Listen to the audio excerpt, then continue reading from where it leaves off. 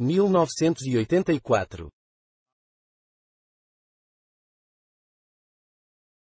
Parte 1. Capítulo 1. Era um dia frio e luminoso de abril, e os relógios davam 13 horas. Winston Smith, queixo enfiado no peito no esforço de esquivar-se do vento cruel, passou depressa pelas portas de vidro das mansões Victory, mas não tão depressa que evitasse a entrada de uma lufada de poeira arenosa junto com ele.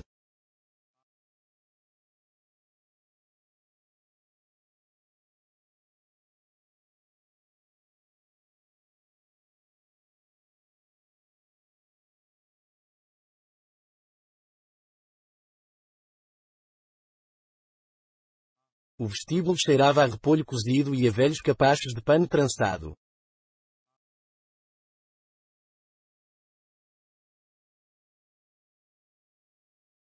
Numa das extremidades, um pôster colorido, grande demais para ambientes fechados, estava pregado na parede.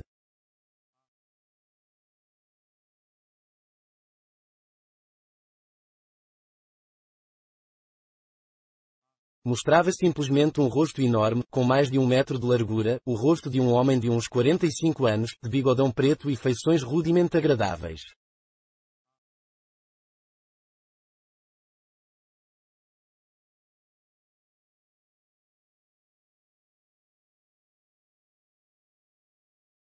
Winston avançou para a escada.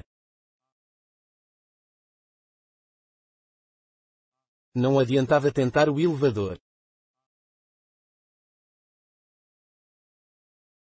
Mesmo quando tudo ia bem, era raro que funcionasse, e agora a eletricidade permanecia cortada enquanto houvesse luz natural, era parte do esforço de economia durante os preparativos para a Semana do Ódio.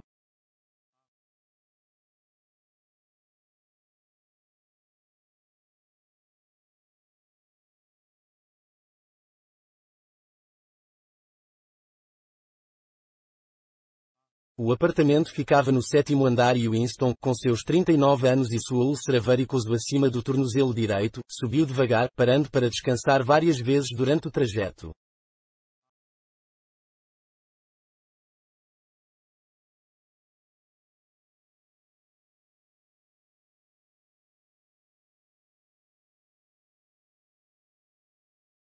Em todos os patamares, diante da porta do elevador, o pôster com o rosto enorme fitava-o da parede.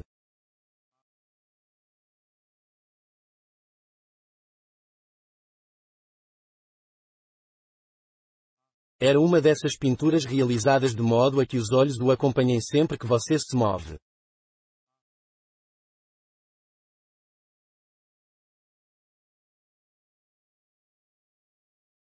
O grande irmão está de olho em você, dizia o letreiro, embaixo.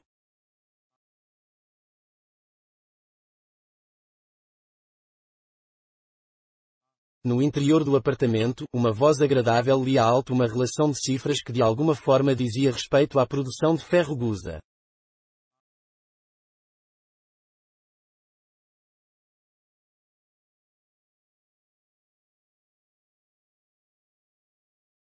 A voz saía de uma placa oblonga de metal semelhante a um espelho fosco, integrada à superfície da parede da direita.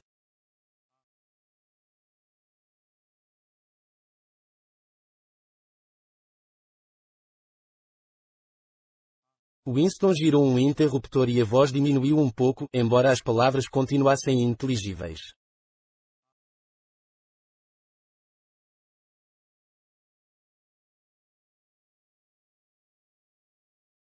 O volume do instrumento, chamava-se Telltale, podia ser regulado, mas não havia como desligá-lo completamente.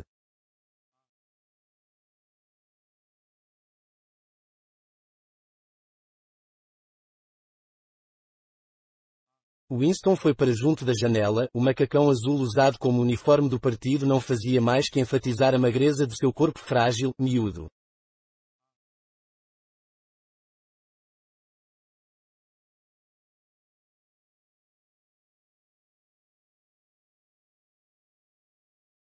Seu cabelo era muito claro, o rosto naturalmente sanguíneo, a pele áspera por causa do sabão ordinário, das navalhas cegas e do frio do inverno que pouco antes chegara ao fim.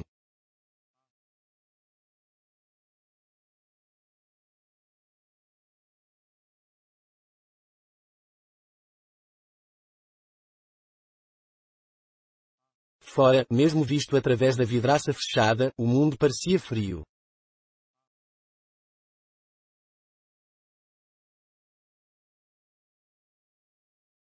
Lá embaixo, na rua, pequenos rodamuinhos de vento formavam espirais de poeira e papel picado e, embora o sol brilhasse e o céu fosse de um azul áspero, a impressão que se tinha era de que não havia cor em coisa alguma a não ser nos pósteres colados por toda parte.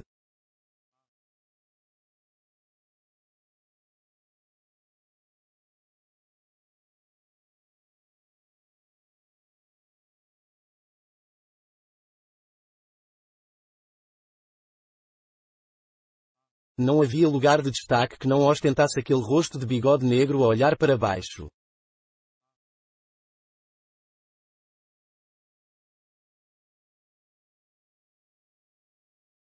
Na fachada da casa logo do outro lado da rua, via-se um deles.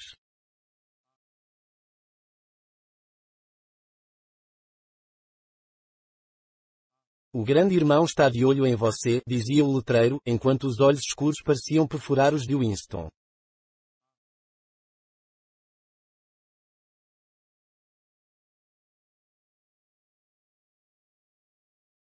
Embaixo, no nível da rua, outro pôster, esse com um dos cantos rasgado, adejava operosamente ao vento, ora encobrindo, ora expondo uma palavra solitária, Sussin.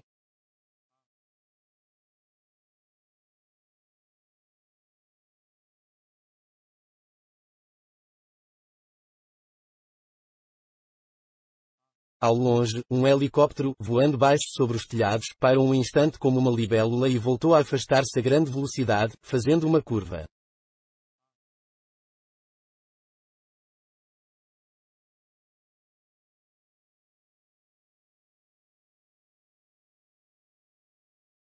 Era a patrulha policial, bisbilhotando pelas janelas das pessoas.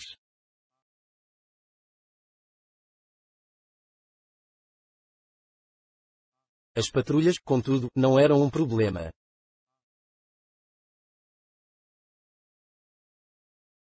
O único problema era a polícia das ideias.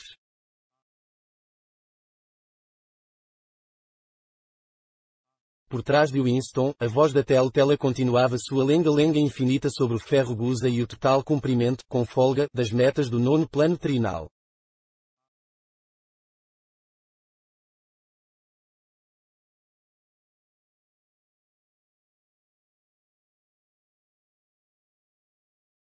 A Telltale recebia e transmitia simultaneamente.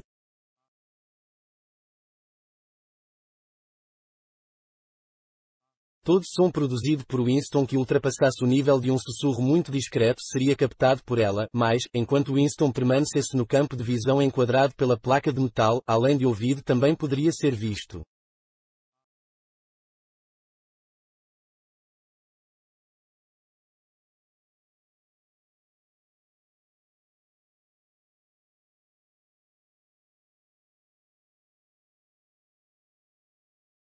Claro, não havia como saber se você estava sendo observado num momento específico.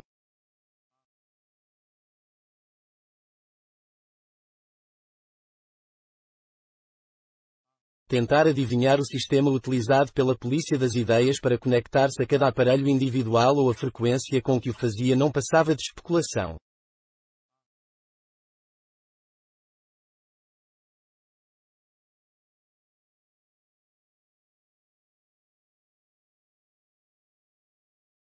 Era possível inclusive que ela controlasse todo mundo o tempo todo.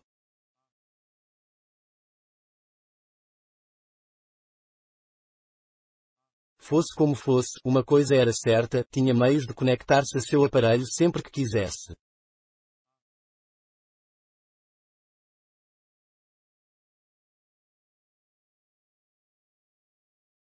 Você era obrigado a viver, e vivia, em decorrência do hábito transformado em instinto, acreditando que todo som que fizesse seria ouvido e, se a escuridão não fosse completa, todo movimento examinado meticulosamente.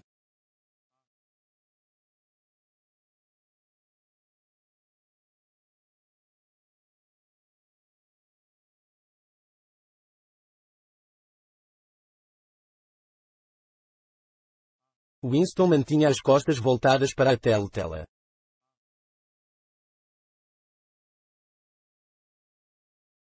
Era mais seguro, contudo, como sabia muito bem, mesmo as costas de uma pessoa podem ser reveladoras.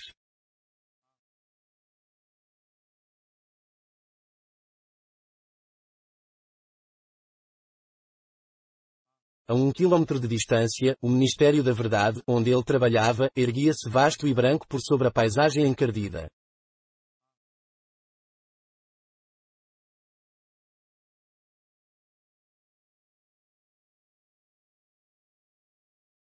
Aquela que pensou com uma espécie de contrariedade difusa, aquela era Londres, principal cidade da faixa aérea 1, terceira mais populosa das províncias da Oceania.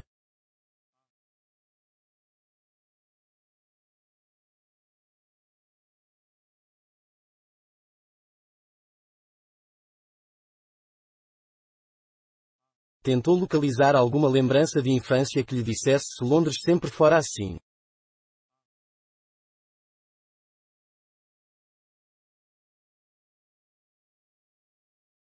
Será que sempre houvera aquele cenário de casas do século XIX caindo aos pedaços, paredes laterais escuradas com vigas de madeira, janelas remendadas com papelão, telhados reforçados com chapas de ferro corrugado, decrépitos muros de jardins adornando em todas as direções?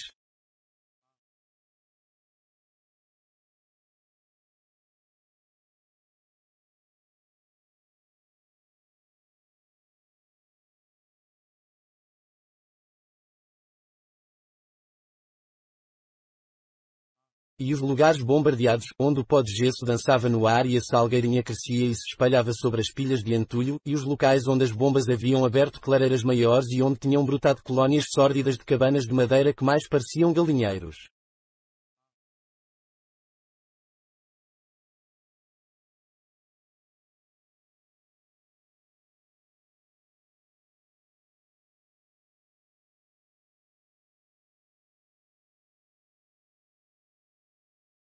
Não adiantava, ele não conseguia se lembrar, tudo o que lhe ficara da infância era uma série de tabelos super iluminados, desprovidos de paisagem de fundo e quase sempre ininteligíveis.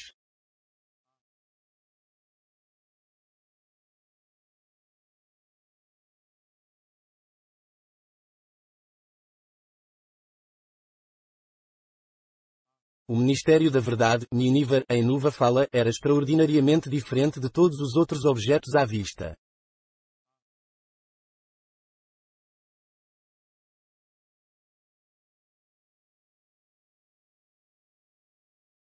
Era uma enorme estrutura piramidal de concreto branco cintilante, erguendo-se, terraço após terraço, 300 metros espaço acima.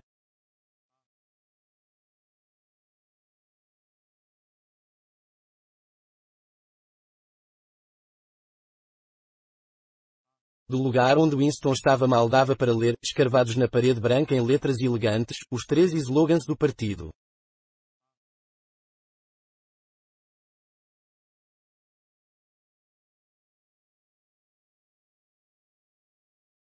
Guerra é paz. Liberdade é escravidão. Ignorância é força. Comentava-se que o Ministério da Verdade continha 3.000 salas acima do nível do solo e ramificações equivalentes abaixo.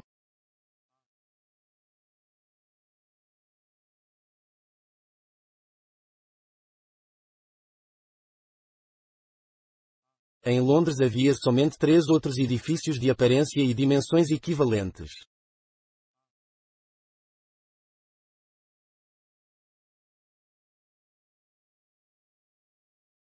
Eles tinham o efeito de reduzir tão drasticamente a arquitetura circundante que do telhado das mansões Victory era possível avistar os 4 ao mesmo tempo.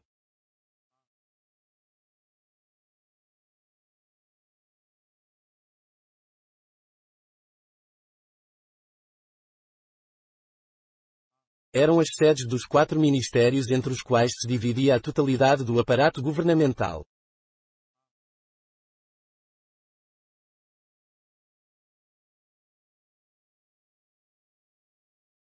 O Ministério da Verdade, responsável por notícias, entretenimento, educação e belas artes.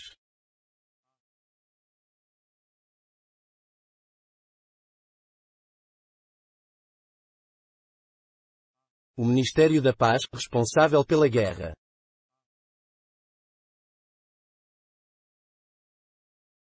O Ministério do Amor, ao qual cabia manter a lei e a ordem.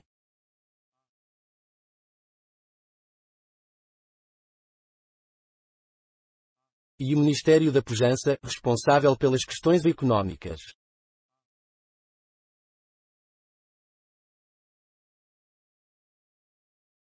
Seus nomes, em Nuva fala, Miniver, Minipaz, Minamor e Minipuja.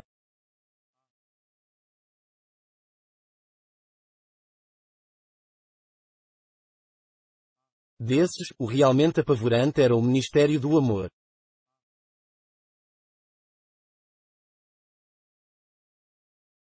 O edifício não tinha nenhuma janela.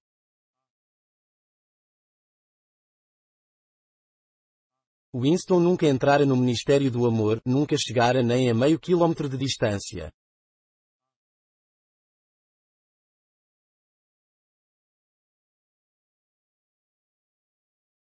Era impossível entrar no prédio sem uma justificativa oficial, e mesmo nesses casos só transpondo um labirinto de novelos de arame farpado, portas de aço e ninhos ocultos de metralhadora.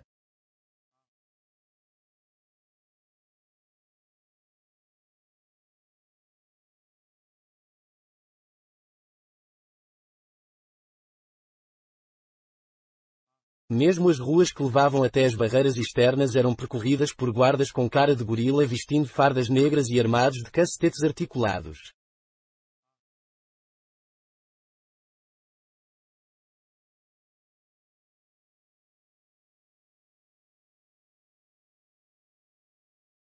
Winston virou-se abruptamente.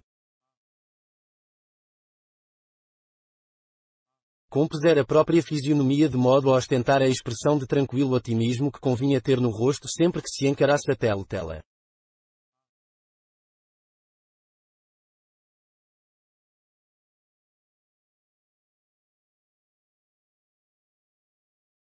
Atravessou a sala e entrou na minúscula cozinha.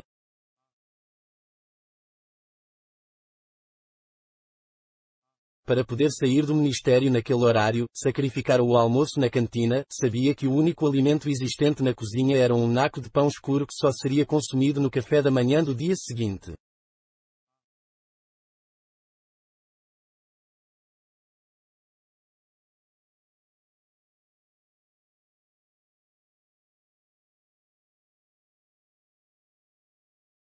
Tirou da prateleira uma garrafa de líquido incolor com uma simples etiqueta branca onde se lia Gin Victory.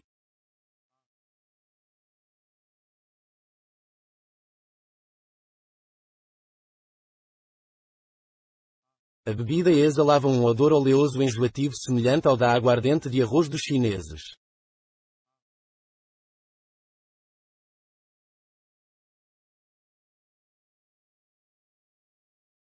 Winston serviu-se de pouco menos de uma xícara de chá, preparou-se para o impacto e engoliu o líquido como quem toma uma dose de remédio.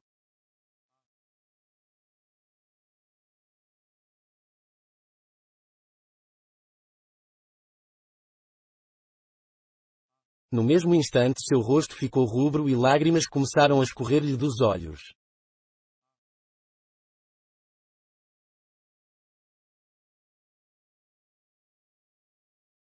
A substância parecia ácido nítrico e ao engoli-la a pessoa tinha a sensação de receber um golpe de cacetete na nuca.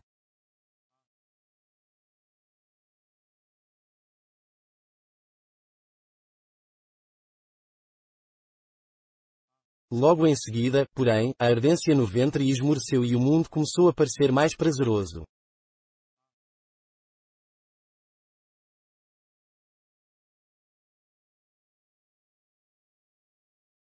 Tirou um cigarro de um maço amarrotado onde estava escrito Cigarros Victory e imprudentemente segurou-o na vertical, o que fez com que o recheio de tabaco caísse ao chão.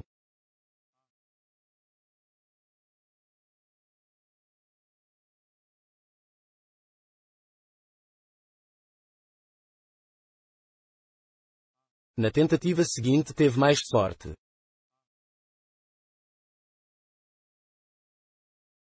Voltou para a sala de estar e sentou-se junto a uma mesinha que ficava à esquerda da Telltale.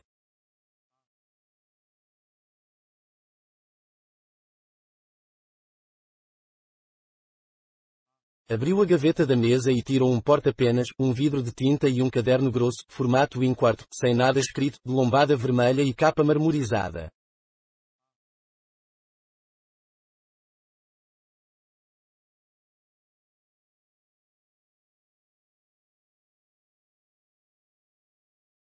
Por alguma razão, a tela da sala de estar ocupava uma posição atípica.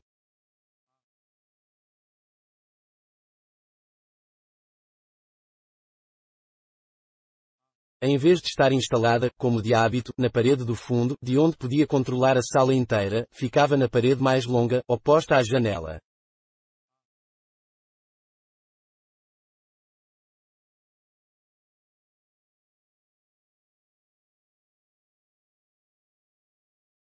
Em um de seus lados havia uma reentrância pouco profunda na qual Winston estava agora instalado e que na época da construção dos apartamentos provavelmente se destinava a abrigar uma estante de livros.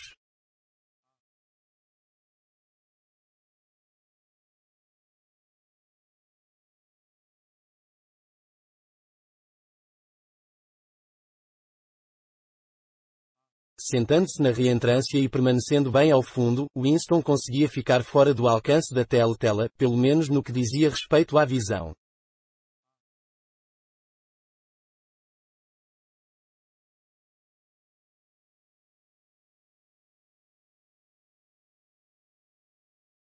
Podia ser ouvido, claro, mas enquanto se mantivesse naquela posição não podia ser visto.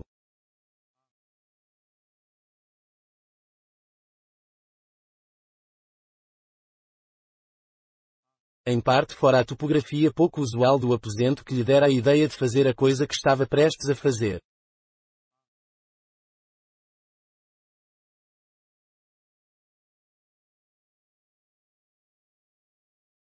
Mas essa coisa também lhe fora sugerida pelo caderno que acabara de tirar da gaveta.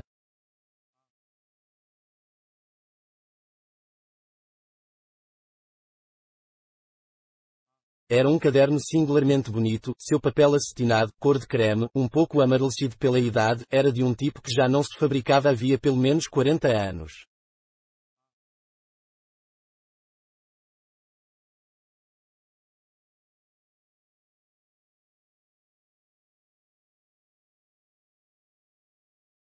Dava para imaginar, porém, que o caderno era muito mais velho do que isso.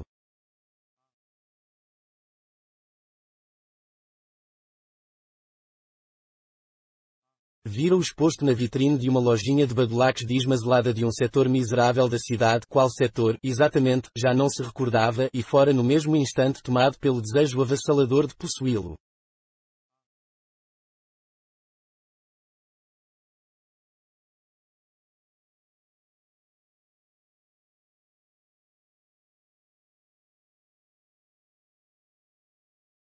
Supunha-se que os membros do partido não frequentassem estabelecimentos comerciais comuns, dedicados ao livre comércio, diziam, mas a regra não era obedecida com rigor porque havia diversas coisas, por exemplo cadarço de sapato e lâmina de barbear, impossíveis de serem obtidas de outra forma.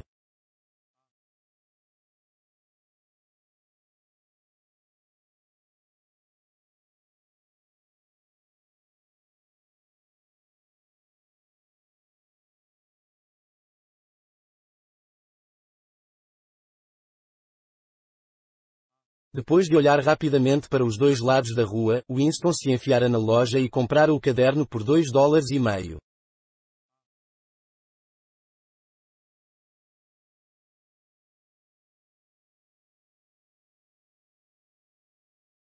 Na ocasião, não tinha consciência de querê-lo para alguma coisa específica.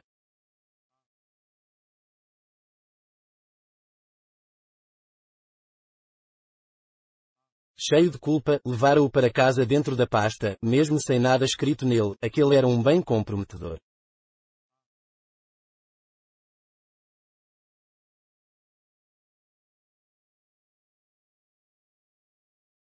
A coisa que estava prestes a fazer era começar um diário, não que isso fosse ilegal, nada era ilegal, visto que já não existiam leis, mas se o fato fosse descoberto era praticamente certo que o punissem com a morte ou com pelo menos 25 anos de prisão em algum campo de trabalhos forçados.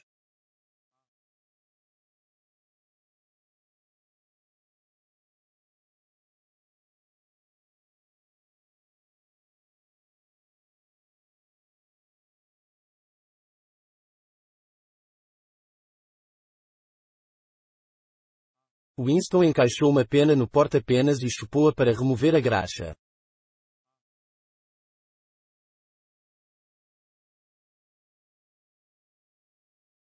A pena era um instrumento arcaico, pouco usado inclusive para assinaturas, e ele obtivera aquela, furtivamente e com alguma dificuldade, só por ter sentido que o belo papel creme merecia que escrevessem nele com uma pena de verdade, em vez de ser rabiscado com lápis-tinta.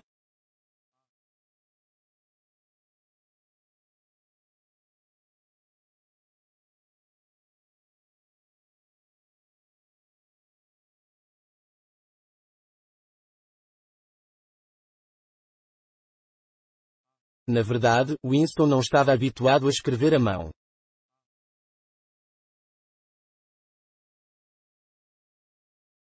Exceto no caso de um ou outro bilhete muito curto, o hábito era ditar tudo ao ditógrafo, o que, evidentemente, não se aplicava à circunstância presente.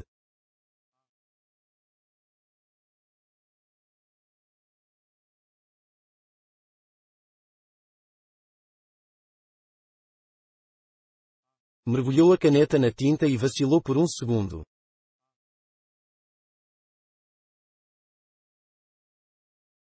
Suas entranhas foram percorridas por um estremecimento.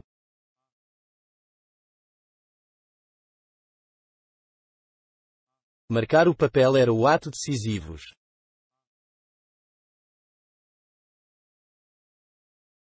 Em letras miúdas, desajeitadas, escreveu: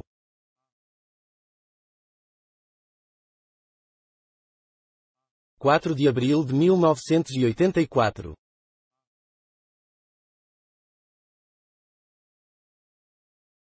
Recostou-se na cadeira, estava possuído por uma sensação de absoluto desamparo.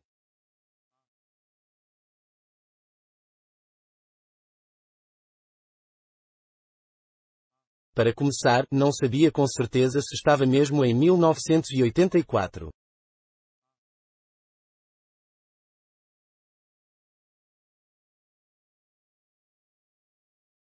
Devia ser por aí, visto que estava seguro de ter 39 anos e acreditava ter nascido em 1944 ou 1945, mas nos tempos que corriam era impossível precisar uma data sem uma margem de erro de 1 ou 2 anos.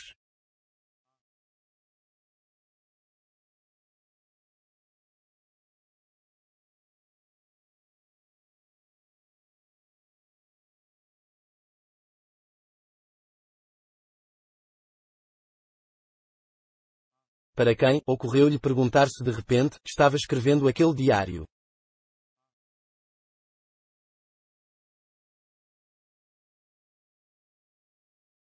Para o futuro, para os não nascidos.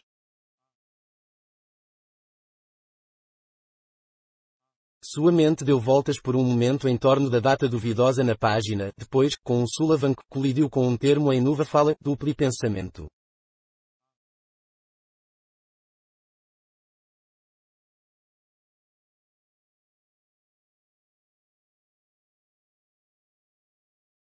Pela primeira vez deu-se conta da dimensão de seu projeto.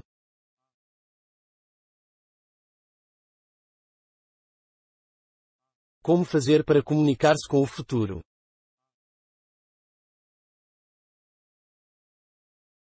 Era algo impossível por natureza.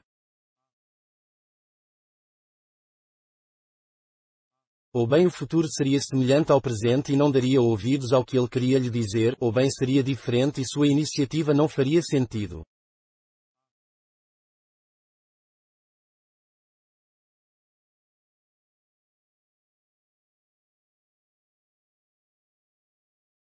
Ficou sentado por algum tempo contemplando estupidamente o papel, até a tela passar a transmitir uma música militar estridente.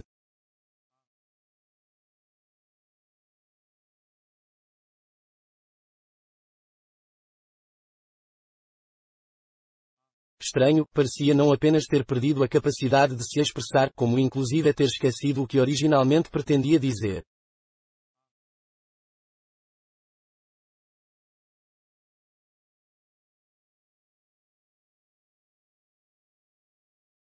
Durante semanas se preparara para aquele momento e jamais lhe passara pela cabeça que pudesse ter necessidade de alguma outra coisa que não coragem.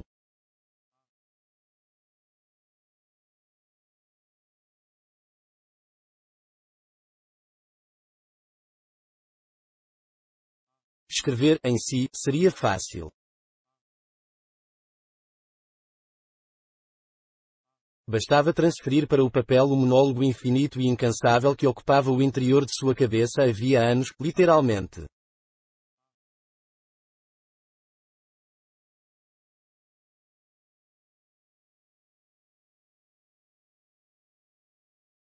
Naquele momento, porém, mesmo o monólogo estancara.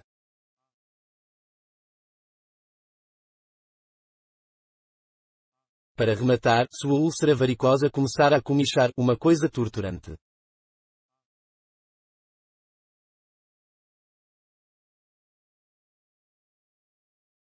Não ousava coçar-se, porque sempre que fazia isso a úlcera inflamava.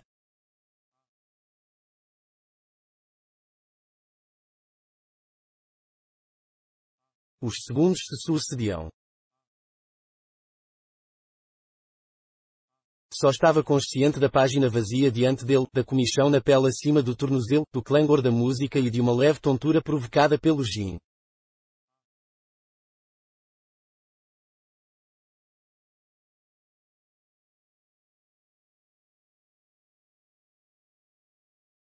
De repente começou a escrever de puro pânico, percebendo apenas de modo impreciso o que ia anotando.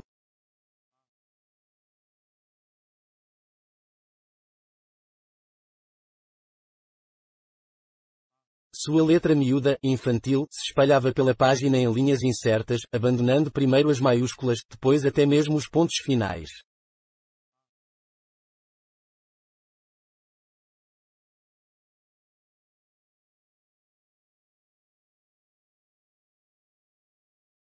Quatro de abril de 1984.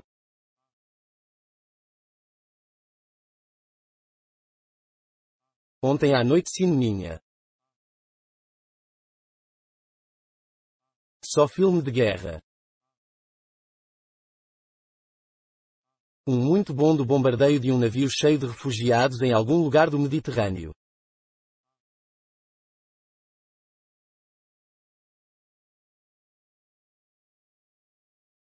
Público achando muita graça nos tiros dados num gordão que tentava nadar para longe perseguido por um helicóptero. Primeiro ele aparecia chafurdando na água como um golfinho, depois já estava todo esburacado e o mar em volta ficou rosa e ele afundou tão de repente que parecia que a água tinha entrado pelos buracos, público urrando de tanto rir quando ele afundou.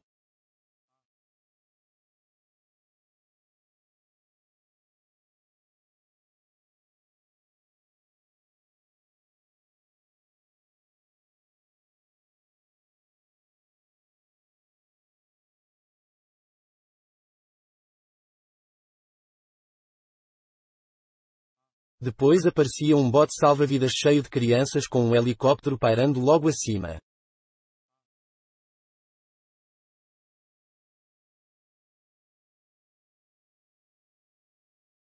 Tinha uma mulher de meia idade, talvez uma judia, sentada na proa com um garoto de uns 3 anos no colo.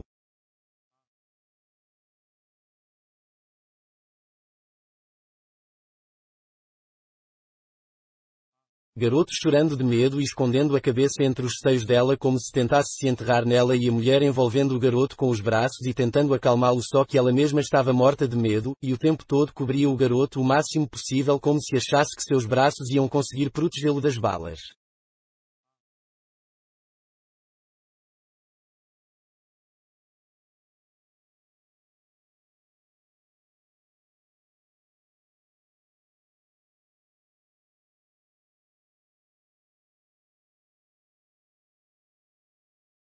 Aí o helicóptero largou uma bomba de 20 quilos bem no meio deles, clarão terrível, e o bote virou um monte de gravetos.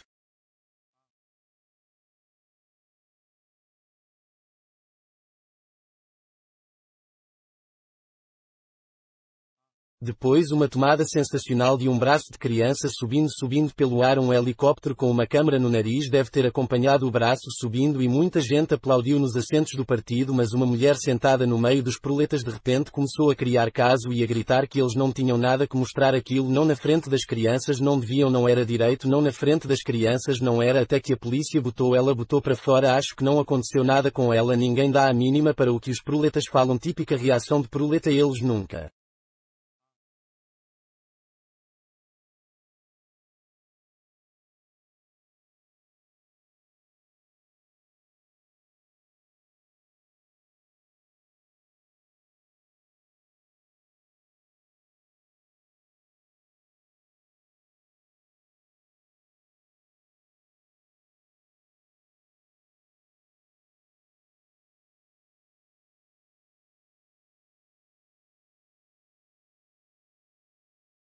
Winston parou de escrever, em parte porque estava com cãibra.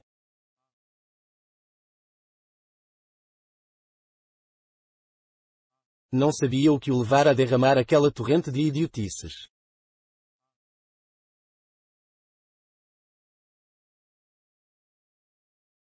Mas o estranho era que enquanto ele fazia aquilo uma lembrança completamente diferente se definir em sua mente, a tal ponto que quase decidira registrá-la.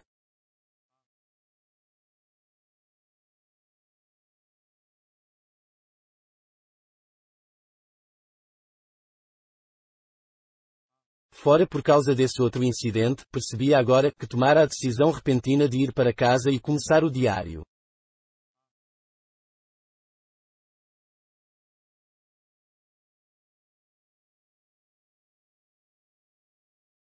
Acontecera naquela manhã no ministério, se é que se podia dizer que algo assim tão nebuloso pudesse ser chamado de acontecimento.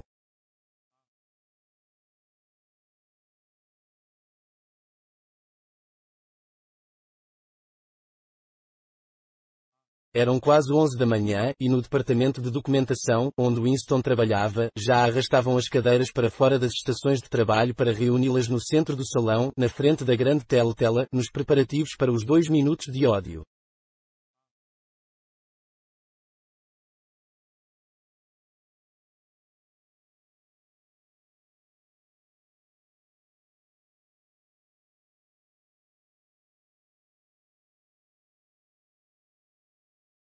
Winston estava a ponto de se instalar em uma das fileiras centrais, quando de repente duas pessoas a quem conhecia de vista mas com quem nunca trocara uma só palavra entraram no aposento.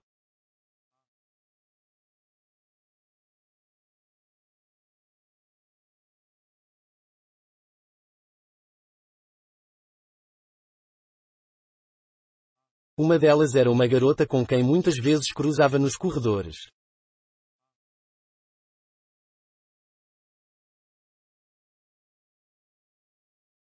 Não sabia seu nome, porém sabia que trabalhava no departamento de ficção.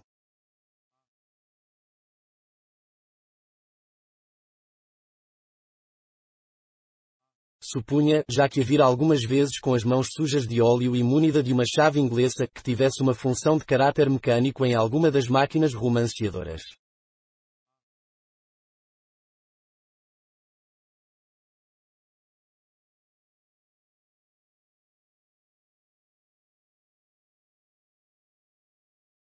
Era uma garota de ar provocador, de uns 27 anos, abundante cabelo preto, rosto sardento e movimentos bruscos, atléticos.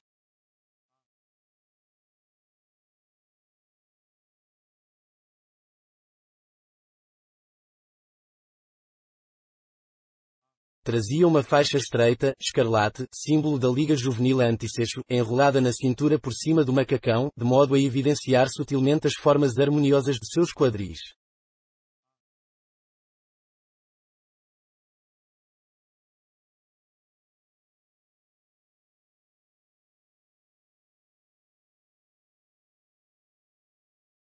Winston sentira aversão por ela desde o primeiríssimo momento em que a vira.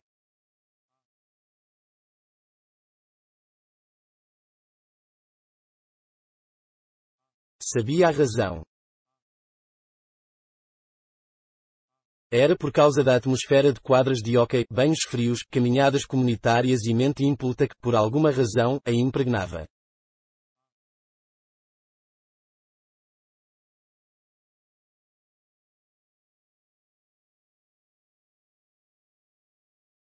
Sentia aversão por quase todas as mulheres, sobretudo as jovens e bonitas, os adeptos mais fanáticos do partido, os devoradores de slogans, os espiões amadores e os farejadores de inortodoxia eram sempre mulheres, sobretudo as jovens.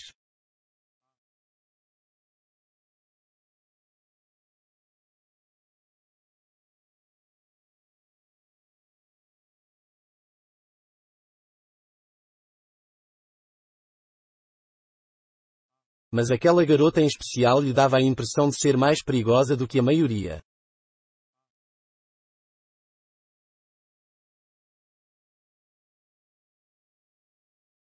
Numa ocasião em que os dois haviam se cruzado no corredor, ela lhe dirigira um rápido olhar envisado que parecera perfurar seu corpo e por um instante o deixara tomado do mais profundo horror.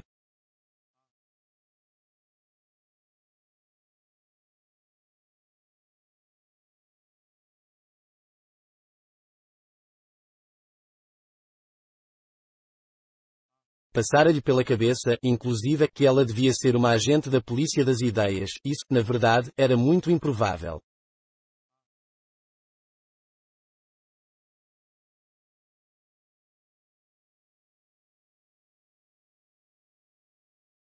Mesmo assim ele continuava a sentir um desconforto esquisito, uma mistura de medo e hostilidade, sempre que ela estava por perto.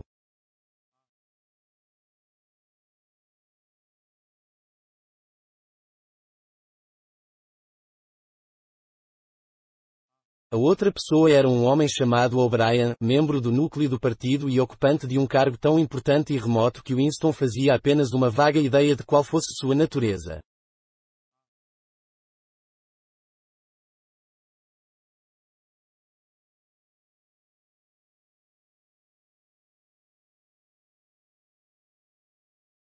Por um momento, ao ver o macacão negro de um membro do núcleo do partido se aproximar, o grupo de pessoas que cercavam as cadeiras ficou em silêncio.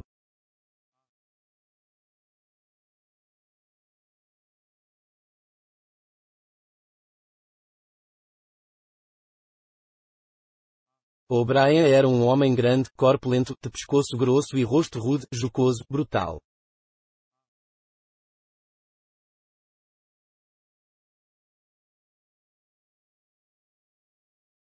A despeito da aparência imponente, seu estilo não era desprovido de sedução.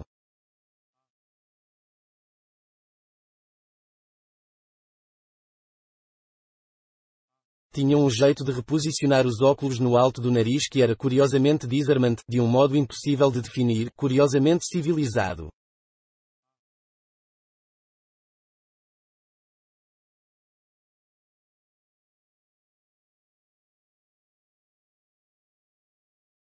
Era um gesto que, caso ainda fosse possível alguém pensar nestes termos, talvez lembrasse um nobre inglês do século XVIII oferecendo a caixa de rapé.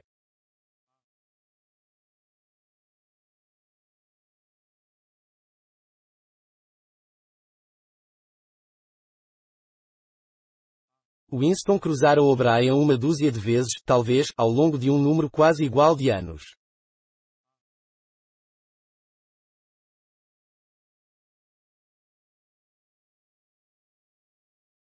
Sentia-se intensamente atraído por ele, e não apenas porque o contraste entre seus modos educados e seu físico de combatente de elite o intrigasse.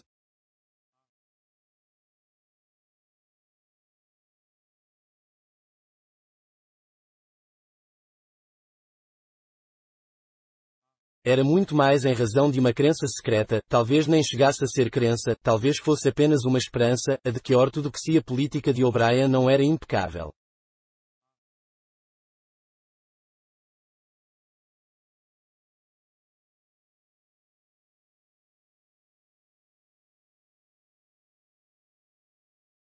Alguma coisa no rosto do outro o fazia acreditar piamente nisso.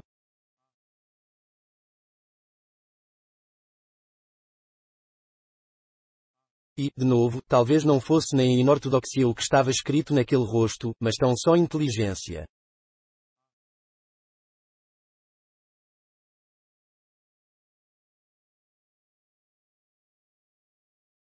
Por isso ou por aquilo, O'Brien parecia ser uma pessoa com quem se podia conversar, se por acaso fosse possível lograr a tela e ficar a sós com ele.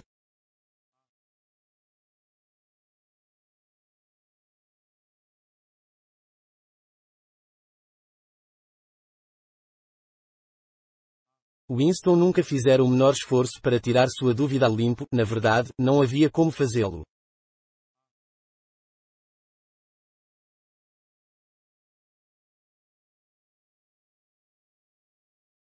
Naquele momento O'Brien dirigiu os olhos para o relógio de pulso, viu que já eram quase 11 horas e, óbvio, resolveu ficar no departamento de documentação até o término dos 2 minutos de ódio.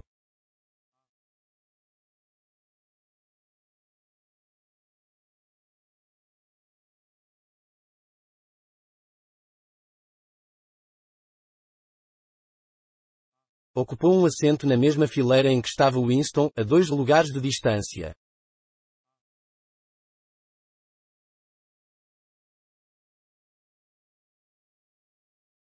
Uma mulher franzina, de cabelo ruivo, que trabalhava no cubículo vizinho ao de Winston, estava sentada entre os dois.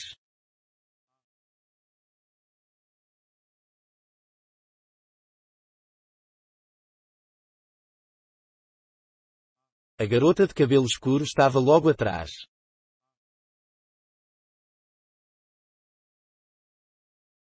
Pouco depois um guincho pavoroso, estridente, como o som produzido por alguma máquina monstruosa girando sem lubrificação, escapou da vasta teletela posicionada no fundo da sala. Era um barulho que mexia com os nervos da pessoa e arrepiava os cabelos da nuca.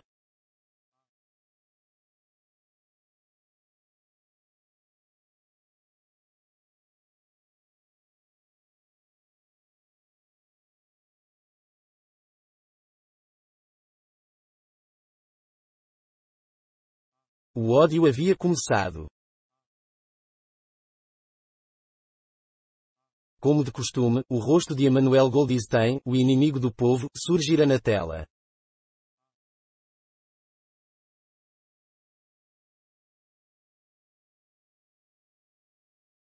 Ouviram-se assobios em vários pontos da plateia.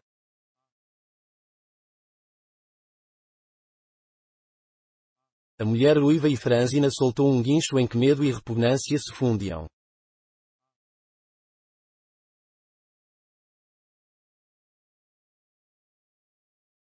Goldstein era o renegado e apóstata que um dia, muito tempo antes, quanto tempo, exatamente, era coisa de que ninguém se lembrava, fora uma das figuras destacadas do partido, quase tão importante quanto o próprio grande irmão, e que depois se entregara a atividades contra-revolucionárias, fora condenado à morte e em seguida fugira misteriosamente e sumira do mapa.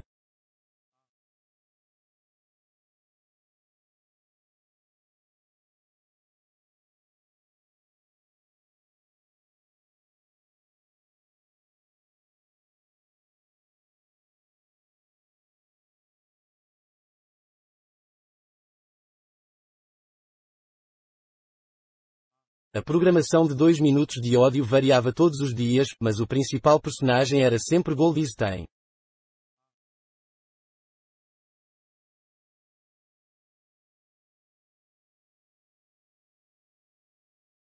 Ele era o traidor original, o primeiro conspurcador da pureza do partido.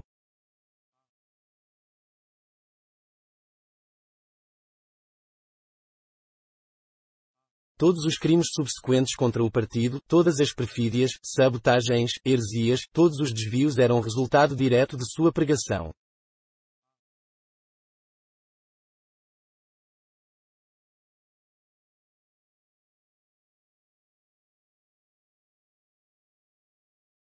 Desta ou daquela maneira ele continuava vivo e maquinando seus conluios, talvez em algum lugar do outro lado do mar, talvez até sob a proteção de seus benfeitores estrangeiros, era o que se dizia ocasionalmente, em algum esconderijo na própria Océania.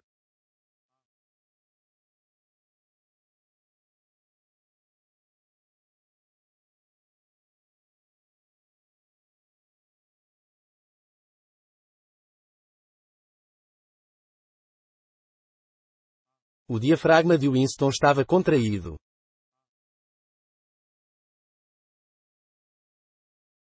Ele era incapaz de olhar para o rosto de Goldstein sem ser invadido por uma dolorosa combinação de emoções.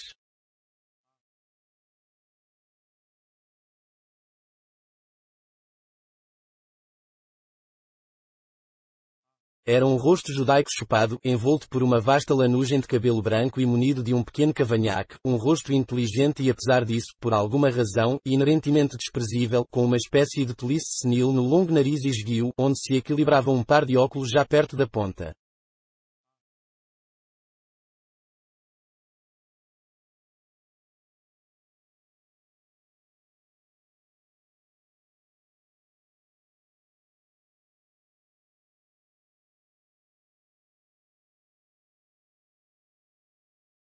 Parecia a cara de uma ovelha, e a voz, também, tinha uma qualidade algo ovina.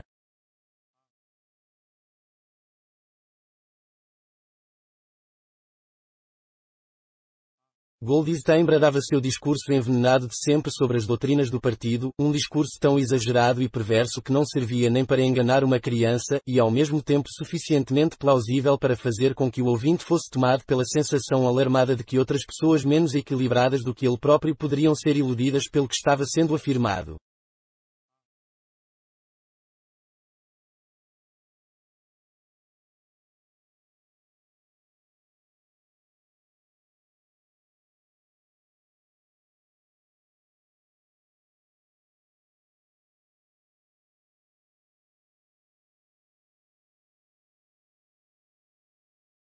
Goldstein atacava o grande irmão, denunciava a ditadura do partido, exigia a imediata celebração da paz com a Eurásia, defendia a liberdade de expressão, a liberdade de imprensa, a liberdade de reunião, a liberdade de pensamento, gritava histericamente que a revolução fora traída, e tudo isso num rápido discurso polissilábico que era uma espécie de paródia do estilo habitual dos oradores do partido, inclusive com palavras em nuva fala, mais palavras em nuva fala, aliás, do que qualquer membro do partido costumava usar na vida real.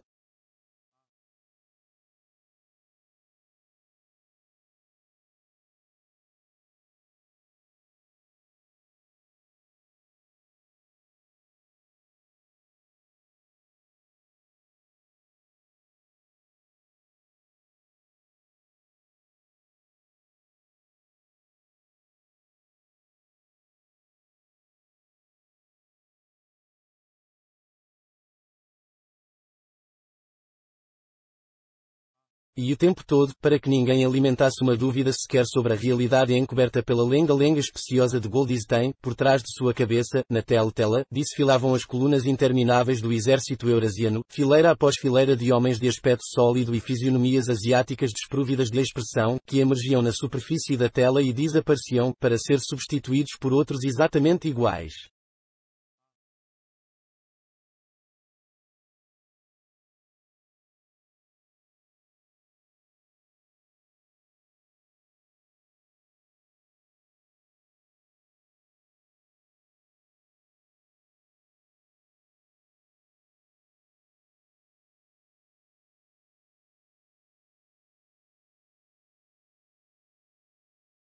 O rumor abafado e ritmado das botas dos soldados formava o pano de fundo para a voz de trombone de Goldstein.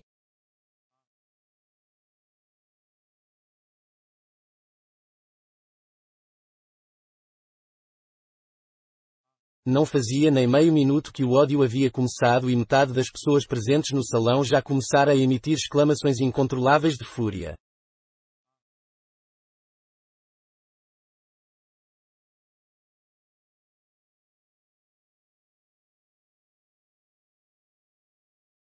Impossível tolerar a visão do rosto ovino repleto de empáfia na tela e o poder aterrador do exército eurasiano logo atrás. Além disso, a visão ou mesmo a ideia de Goldstein produziam automaticamente medo e ira.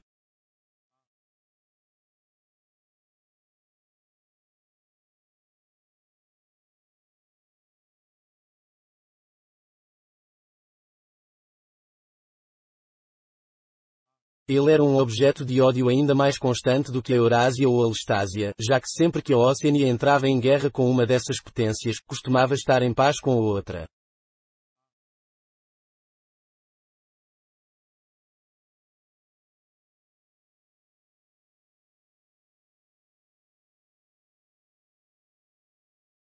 O estranho, porém, era que embora Goldstein fosse odiado e desprezado por todos, embora todos os dias, e 1000 vezes por dia, nos palanques, nas teletelas, nos jornais, nos livros, suas teorias fossem refutadas, esmagadas, ridicularizadas, expostas ao escárnio geral como o lixo lamentável que eram, apesar disso tudo, o ritmo de crescimento de sua influência parecia nunca arrefecer.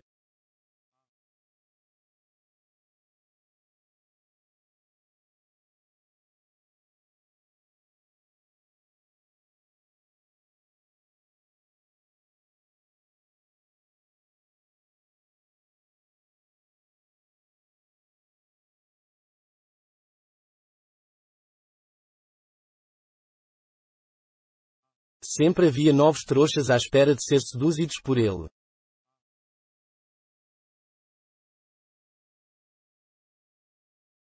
Não se passava um dia sem que espiões e sabotadores agindo a seu serviço fossem desmascarados pela polícia das ideias.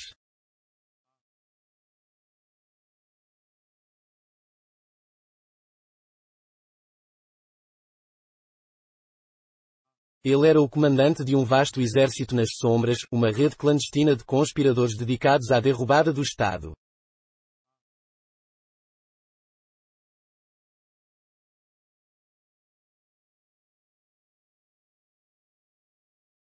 A confraria, esse era seu suposto nome.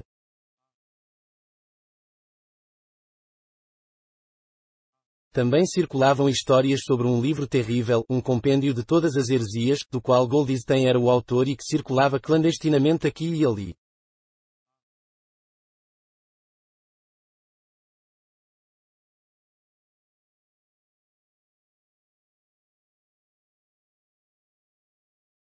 Um livro sem título. Quando queriam referir-se a ele, as pessoas diziam apenas o livro.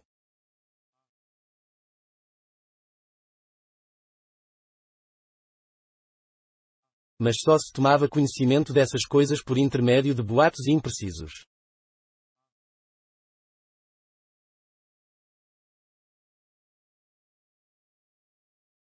Nem a confraria nem o livro eram assuntos que um membro comum do partido estivesse inclinado a mencionar se pudesse evitá-lo.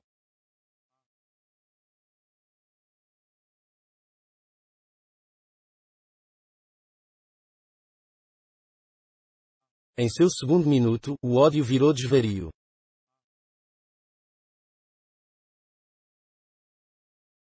As pessoas pulavam em seus lugares, gritando com toda a força de seus pulmões no esforço de afogar a exasperante voz estentória que saía da tela.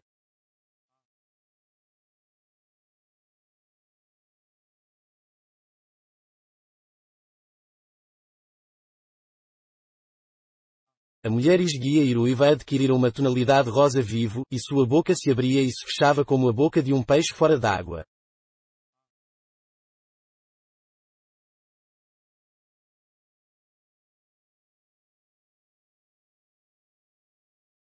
Mesmo o rosto severo de O'Brien ficara rubro.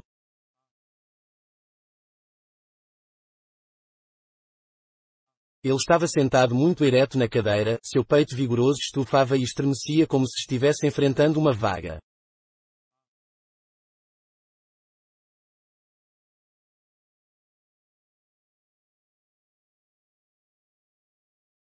A garota de cabelo escuro sentada atrás de Winston começara a gritar porco, porco, porco, e de repente apanhou um pesado dicionário de nova fala e arremessou contra a tela.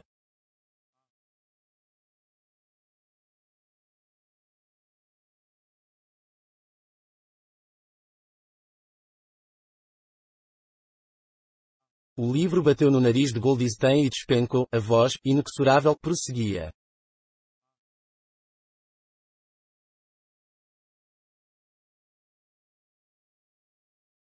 Num momento de lucidez, Winston constatou estar berrando junto com os outros e percebeu que golpeava violentamente a trave de sua cadeira com os calcanhares.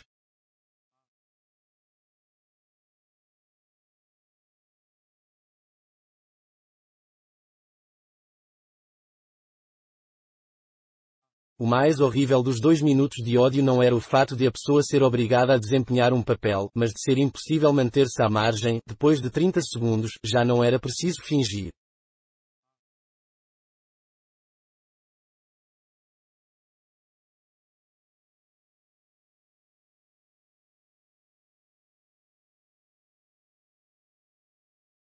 Um êxtase horrendo de medo e sentimento de vingança, um desejo de matar, de torturar, de afundar rostos com uma marreta, parecia circular pela plateia inteira como uma corrente elétrica, transformando as pessoas, mesmo contra sua vontade, em malucos a berrar, rostos deformados pela fúria.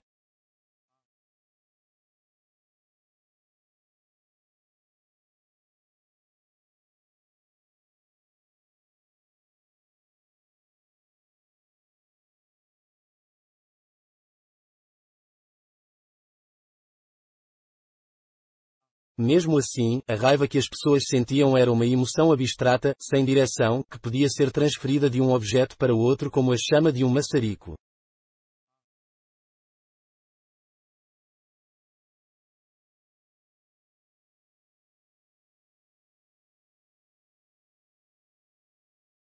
Assim, em determinado instante a fúria de Winston não estava nem um pouco voltada contra Goldstein, mas, ao contrário, visava o grande irmão, o partido e a polícia das ideias, e nesses momentos seu coração se solidarizava com o herege solitário e ridicularizado que aparecia na tela, único guardião da verdade e da saúde mental num mundo de mentiras.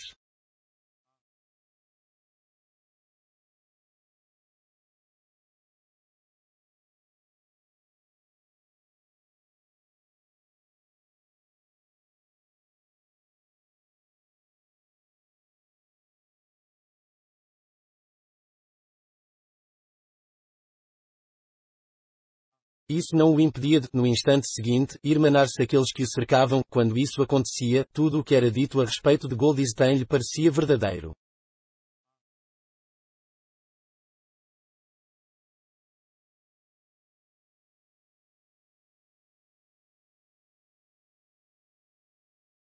Nesses momentos, sua repulsa secreta pelo Grande Irmão se transformava em veneração, e o Grande Irmão adquiria uma estatura monumental, transformava-se num protetor destemido, firme feito rocha para enfrentar as hordas da Ásia, e Goldstein, a despeito de seu isolamento, sua vulnerabilidade e da incerteza que cercava inclusive a sua existência, virava um mago sinistro, capaz de destruir a estrutura da civilização com o mero poder de sua voz.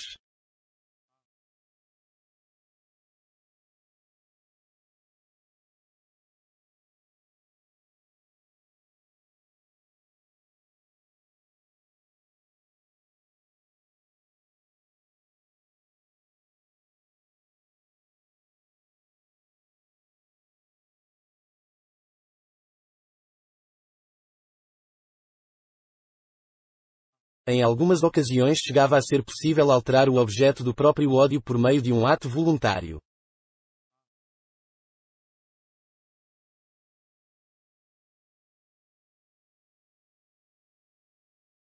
de chofre, graças a um esforço violento como aquele a que recorremos para erguer a cabeça do travesseiro durante um pesadelo. Winston conseguia transferir seu ódio ao rosto que aparecia na tela para a garota de cabelo escuro sentada logo atrás.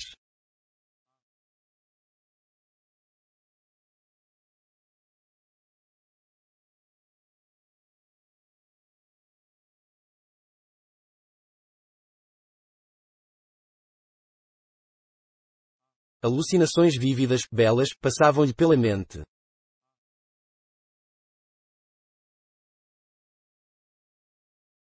Haveria de golpeá-la até a morte com um cacetete de borracha.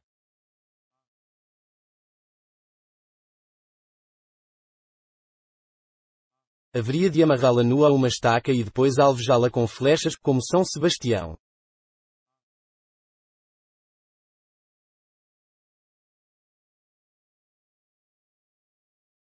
Haveria de violentá-la e no momento do clímax cortaria sua garganta.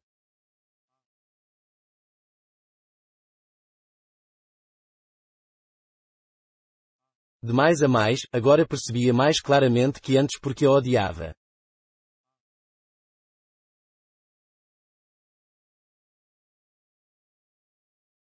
Odiava-a porque era jovem e bela e assexuada, porque queria ir para a cama com ela e nunca o faria, porque em torno de sua adorável cintura flexível que parecia-lhe pedir que a envolvesse com o braço havia apenas a odiosa faixa escarlate, símbolo agressivo de castidade.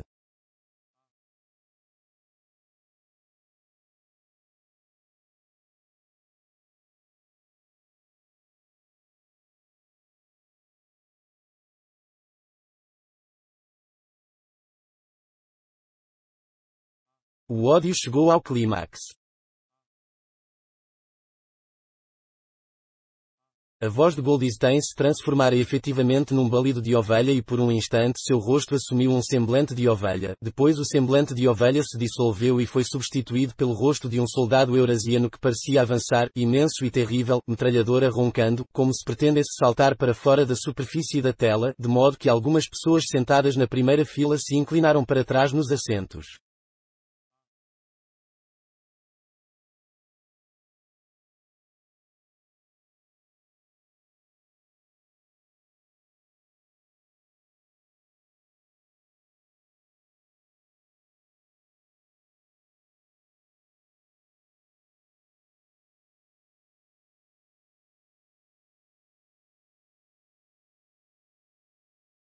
No mesmo instante, porém, levando todos os presentes a suspirar aliviados, o personagem hostil desapareceu para dar lugar ao rosto do grande irmão, cabelo preto, bigode preto, cheio de força e misteriosa calma, e tão imenso que quase enchia a tela inteira.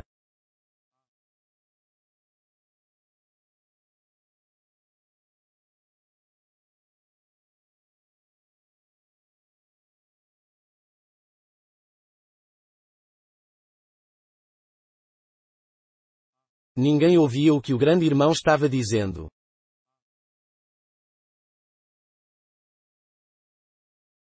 Eram apenas algumas palavras de estímulo, o tipo de palavras pronunciadas no fragor da batalha, impossíveis de distinguir isoladamente, mas que restauram a confiança pelo mero fato de serem ditas.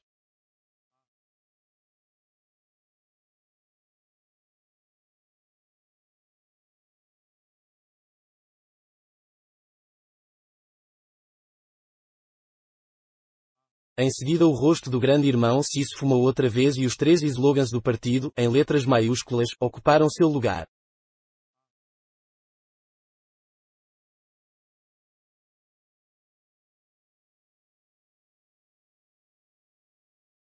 Guerra é paz. Liberdade é escravidão. Ignorância é força. O rosto do grande irmão, contudo, deu a impressão de permanecer na tela por vários segundos mais, como se o impacto que causar nas retinas de todos os presentes fosse vívido demais para desaparecer imediatamente.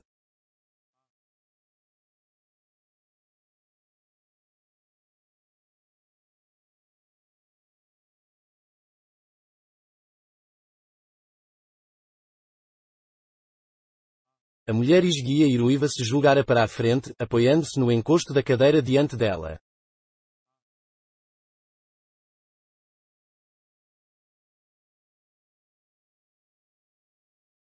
Com um murmúrio trêmulo que parecia dizer, meu Salvador, estendeu os braços para a tela.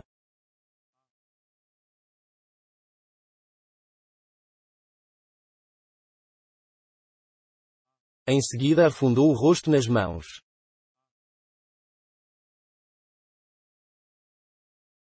Era visível que fazia uma oração.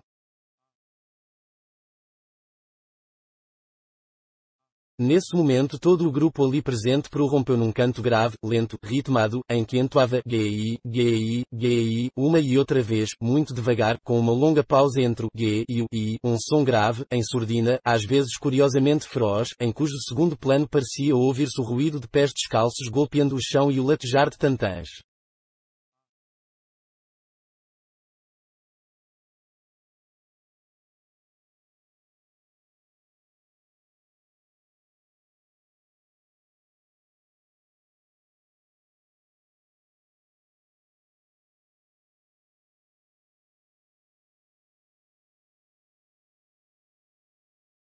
Aquilo continuou por uns 30 segundos, tratava-se de um refrão ouvido com frequência em momentos de emoção avassaladora.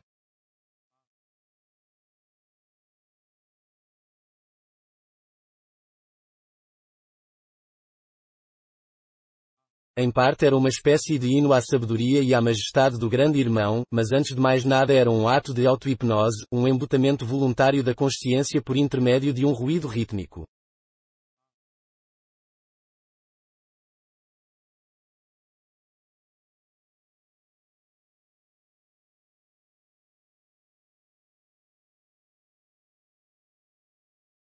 Winston teve a sensação de gelar por dentro.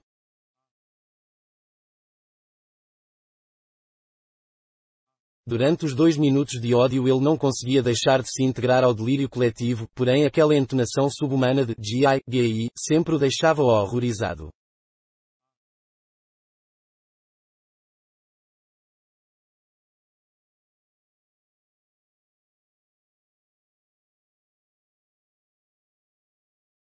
Claro que cantava com os outros, impossível não fazê-lo.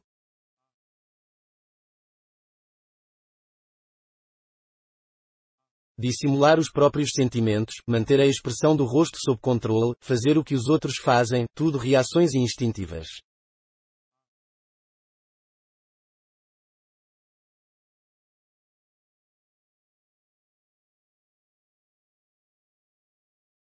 Mas houve um espaço de uns 2 segundos durante o qual a expressão de seus olhos talvez o tivesse traído.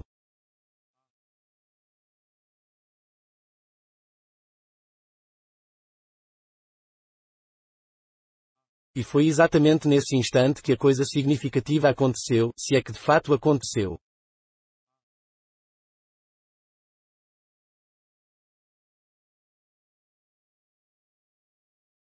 Por um instante seus olhos se encontraram com os de O'Brien.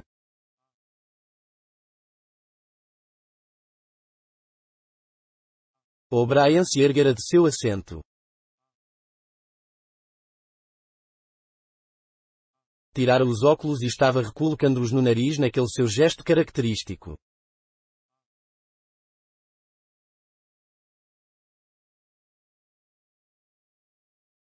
Mas houve uma fração de segundo em que os olhos dos dois se encontraram, e enquanto isso acontecia Winston compreendeu, sim, compreendeu, que O'Brien pensava o mesmo que ele.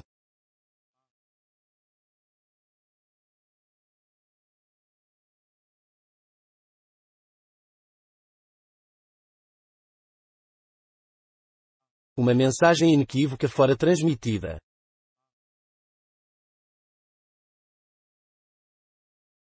Era como se as duas mentes, de Winston e O'Brien, tivessem-se aberto e os pensamentos fluído de um para o outro através dos olhos.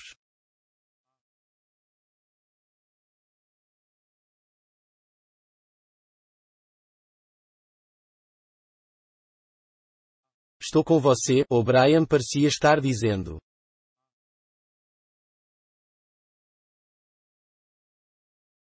Sei exatamente o que está sentindo. Sei tudo sobre seu desprezo, seu ódio, seu asco.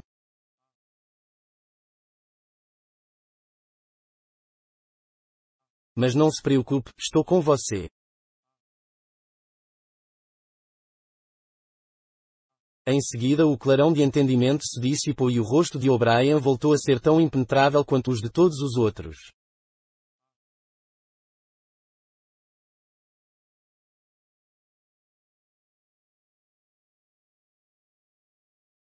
Isso fora tudo, e ele já não estava seguro quanto ao que acontecera.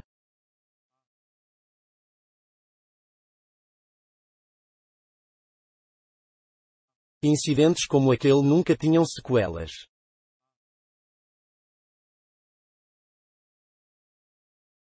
Eles só serviam para manter viva, nele, a fé, ou a esperança, de que outros além dele fossem inimigos do partido.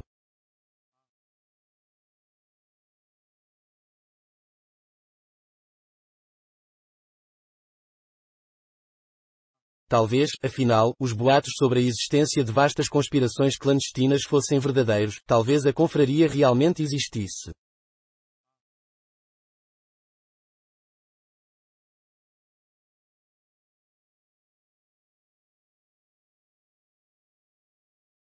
Era impossível, apesar da infinidade de prisões e confissões e execuções, ter certeza de que a confraria não passava de invenção.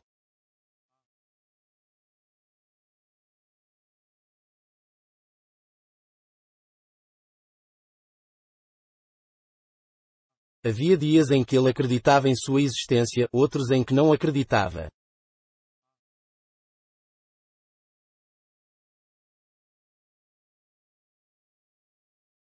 Nada confirmava o fato, além de vislumbres passageiros que talvez significassem alguma coisa, talvez não significassem nada, fragmentos de conversa ouvidos de forma difusa, rabiscos pouco legíveis nas paredes dos lavatórios, uma vez, inclusive, ao presenciar o encontro de dois estranhos, um mínimo movimento de mãos que lhe pareceram um sinal de reconhecimento.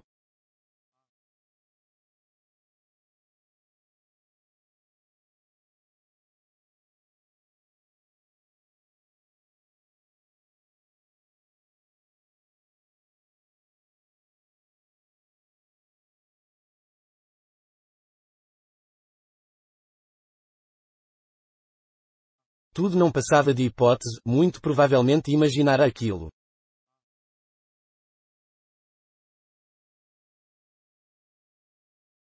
Voltara para sua estação de trabalho sem tornar a olhar para O'Brien.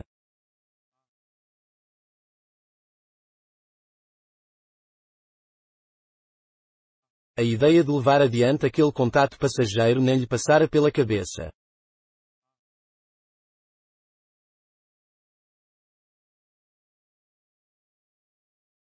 Teria sido perigoso ao extremo, mesmo que soubesse como agir para fazê-lo.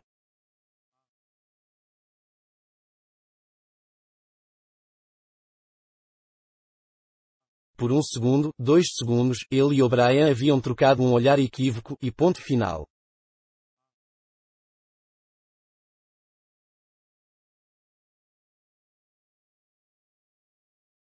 Mas mesmo isso era um acontecimento memorável na solidão cerrada em que eram obrigados a viver.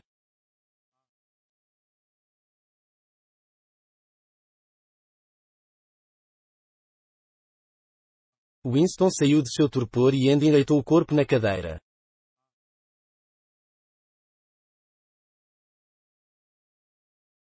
Soltou um arroto. O gin em seu estômago começava a subir.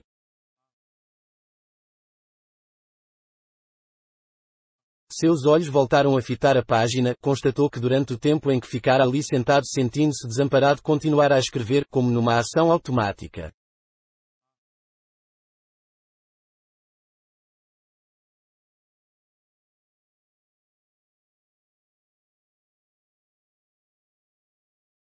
E já não era a letra retraída e desajeitada de antes.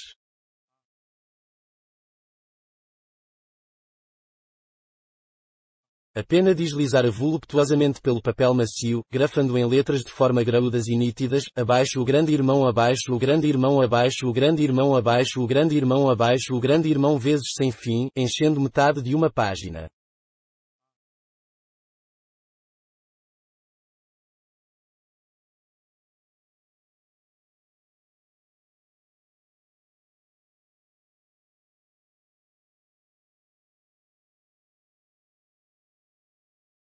Não conseguiu evitar uma fisgada de pânico.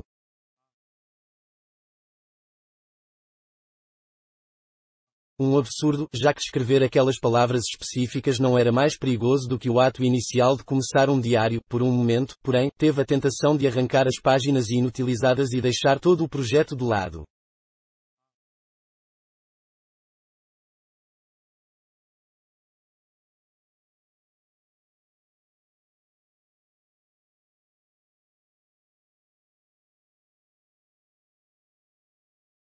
Não o fez, porém, porque sabia que era inútil.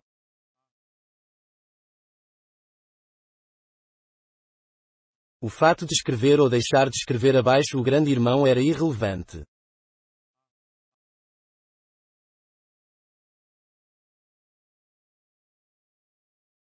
Não fazia a menor diferença levar o diário adiante ou não.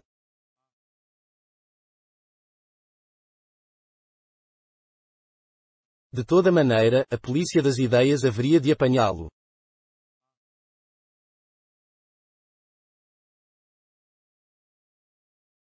Cometera, e teria cometido, mesmo que jamais houvesse aproximado a pena do papel, o crime essencial que englobava todos os outros.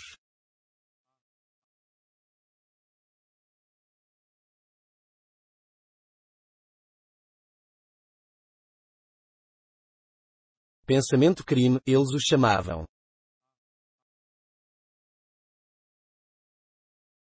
O pensamento crime não era uma coisa que se pudesse disfarçar para sempre.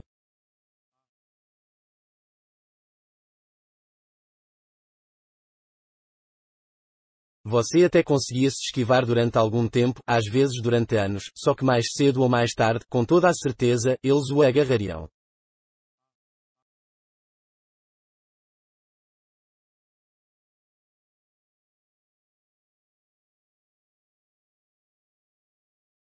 Era sempre à noite, as prisões invariavelmente aconteciam à noite.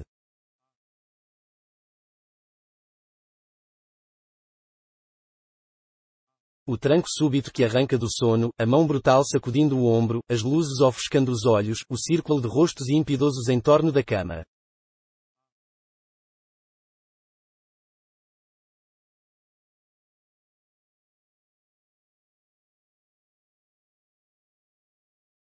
Na vasta maioria dos casos não havia julgamento, não havia registro de prisão.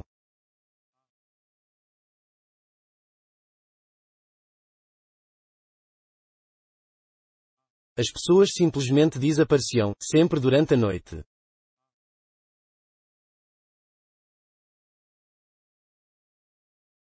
Seus nomes eram removidos dos arquivos, todas as menções a qualquer coisa que tivessem feito eram apagadas, suas existências anteriores eram negadas e em seguida esquecidas.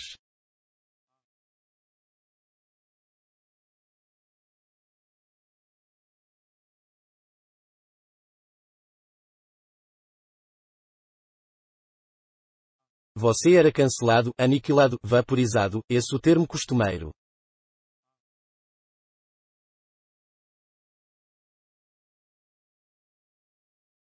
Por um momento, foi tomado por uma espécie de histeria.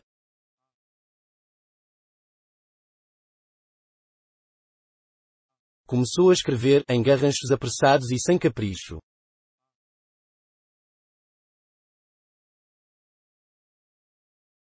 Vão-me dar um tiro, não me incomodo. Vão-me dar um tiro na nuca, não me incomodo. Abaixo o grande irmão, eles sempre atiram na nuca, não me incomodo. Abaixo o grande irmão.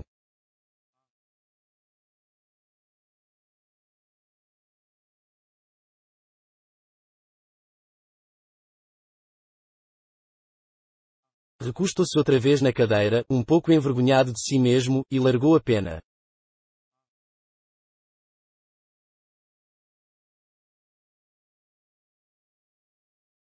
No instante seguinte estremeceu com violência.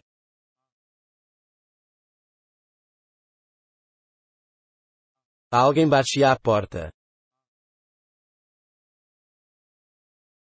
Já?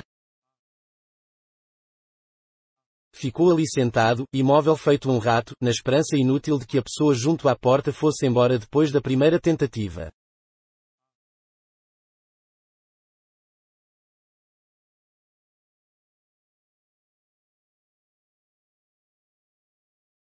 Mas não, bateram outra vez. O pior de tudo seria protelar. Seu coração batia como um tambor, porém seu rosto provavelmente estava desprovido de expressão, resultado de um longo hábito.